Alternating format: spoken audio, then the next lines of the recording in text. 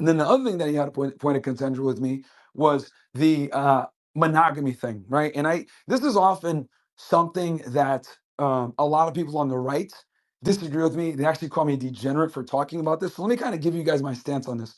I've talked about in the past that I obviously have an open relationship. I'm with my girlfriend. I love her very much. Angie, for those of you that don't know, she's a great girl. She does everything right. However, at the onset of the relationship, I told her I'm not going to be monogamous, right?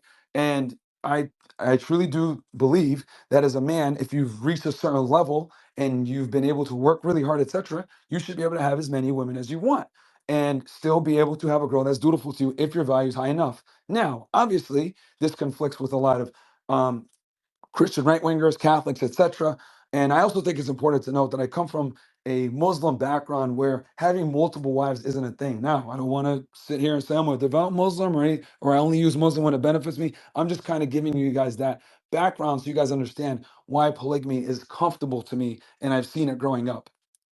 Now, with that said, let's go back to the Tatum thing. He didn't like my idea on polygamy. And what I was telling him is this is my stance on polygamy for all those that criticize me. I'm not saying I want men running around fucking a bunch of women. That's not what I'm saying.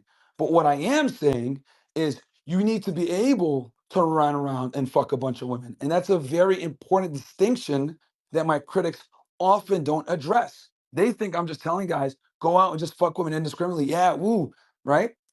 What I'm really saying is you need to be attractive and have the skill set and have the ability to attract other women because quite frankly in 2024 you can't slap these chicks anymore like you're Sean Connery. The only way that you're going to get them to be in line is that they know that there's other women in line for you, and that's super fucking important. I think this is something that conservative Christians and Catholics often overlook when it comes to maintaining the arousal in a marriage.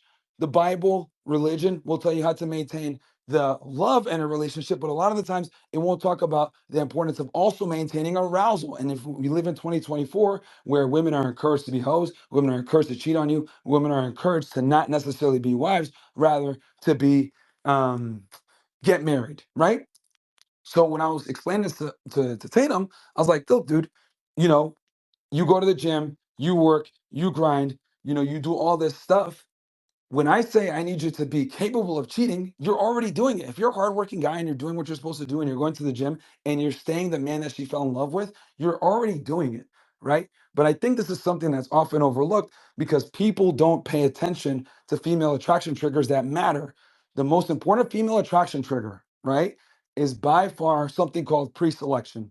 And for those of you that aren't aware, because I know I have a lot of people that follow me from the political side, intersexual dynamics, whatever it may be, pre-selection, guys, is the ability for your woman to see other women wanting you and wanting to hook up with you. And this is by far the most, strong and potent amplifier that women respond to. I would argue, just to give you guys a functional equivalent, a woman seeing you with pre-selection, aka other women that want you, is the equivalent to you seeing a very attractive woman with a nice ass. That's literally the female version of a chick with a nice ass and great ratio, is a man that's able to attract other women. Just to put things in perspective for you guys, that's how critical it is to have social proof.